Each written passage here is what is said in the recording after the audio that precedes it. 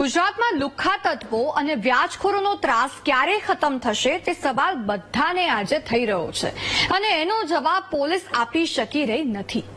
એવું નથી કે આરોપીઓ પોલીસના સકંજામાં આવતા નથી. આરોપીઓ પકડાય છે, એમનું જાહેરમાં સરઘસ પણ કઢાય છે, પણ આ ગુનાઓ અટકી નથી રહ્યા.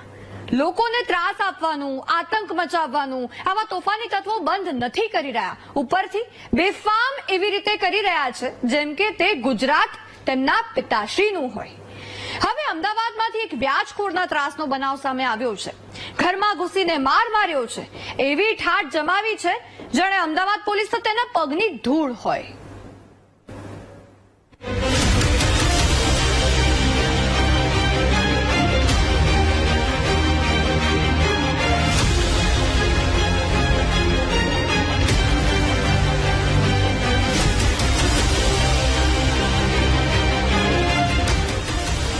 અટકશે વ્યાજખોરનો ત્રાસ? હજી કેટલાને મરવા મજબૂર કરશે વ્યાજખોરો? પઠાણી ઉઘરાણી એવી કરી કે જાણે પોલીસને ખુલ્લો પડકાર હોય. વાત છે અમદાવાદના મકરબામાં આવેલી ગિન્ની ગાર્ડન લેક સોસાયટીની, કે જ્યાં વ્યાજખોરોએ આતંક મચાવ્યો હતો. ફ્લેટમાં ગુંડાઓ સાથે ઘૂસીને વ્યાજખોરે જીવલેણ હુમલો કર્યો હતો. કોણે અને કેમ આ જીવલેણ હુમલો કર્યો હતો સાંભળો. આ લોકો બધા મસ્તાની ગેંગથી ઓળખાય છે. આ લોકોનો આખું એક નેટવર્ક જ છે અને બહુ ટાઈમથી હું આમનામાં ફસાયેલો છું, 2.5-3 વર્ષથી. અને લગભગ છેલ્લા 8 મહિનાથી મેં આમના ત્રાસથી ઘર છોડી દીધું છે. ઘરે નથી જઈ શકતો, મેં ધંધો નથી કરી શકતો, બજારમાં નીકળી નથી શકતો. બહુ જ ત્રાસ છે એમનો. અને મારા એક મિત્ર હતા નિશાન જૈન કરીને, એને આ લોકોએ કંઈક 17 લાખની સામે 70 લાખ રૂપિયા કાઢ્યા હતા. એના પછી માથાકૂટ થઈ અને એમાં એને મારતા હતા, એટલે પછી મેં વચ્ચે પડીને સમાધાન કરાવડાયું. અને પછી મારા એક મિત્ર હરેશ ચૌધરી હતા, એ વચ્ચે પડ્યા અને એનો 40 લાખ રૂપિયા છેલ્લે એ લોકોએ સમાધાન કર્યું. તો મેં હા ના કરતા 32માં હવાલો લઈને નિકાલ કર્યો એનો. ત્યારથી આ સંપર્કમાં આવ્યા અને પછી બધું મારા પર ચાલુ થયું. મનીષ ભાર્ગવ રબારીને 30% વ્યાજ ચૂકવતા હતા અને સમય જતા વ્યાજ સાથે તમામ રકમ ચૂકતે પણ કરી દીધી હતી. છતાં ભાર્ગવ રબારી ધરાયો નહીં અને નાણાંની માંગણી તેણે શરૂ રાખી. તે મનીષને સતત ધમકી આપતો, પોતાનું ઘર પણ છોડી દીધું, છતાં તેનો પત્તો મેળવીને ભાર્ગવ રબારી પહોંચી ગયો તેને ધમકી આપવા.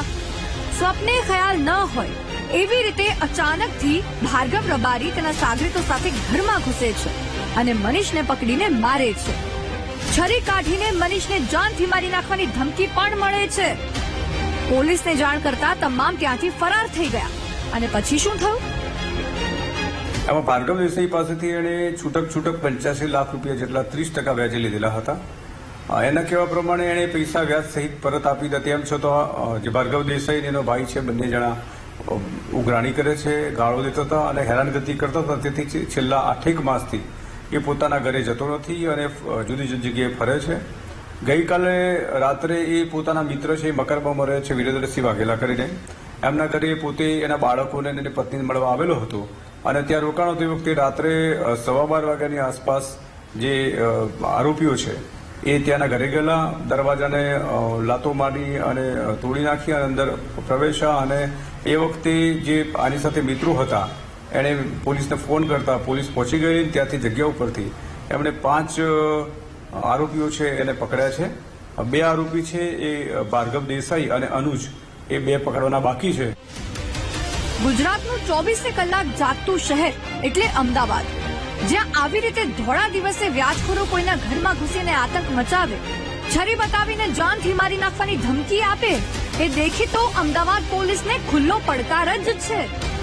અમદાવાદ પોલીસ આટલા આરોપીઓને પકડે છે, છતાં કેમ આ મસ્તાની ગેંગ જેવા વ્યાજખોરોમાં તેમનો ડર નથી બેસી રહ્યો તે સૌથી મોટો સવાલ છે. Anita Patni, VTV news, Ahmedabad.